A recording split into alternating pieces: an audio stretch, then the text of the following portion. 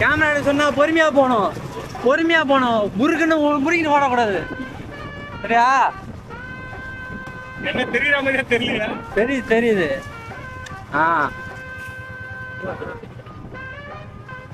வளைந்து பாதையில் வளைந்து ஓட்டுகிறார்கள். நம்மளும்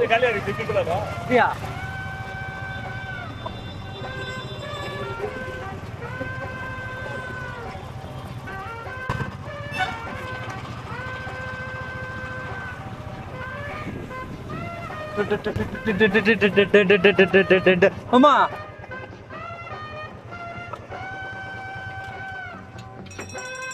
ஹெல்மெட் கழட்டல.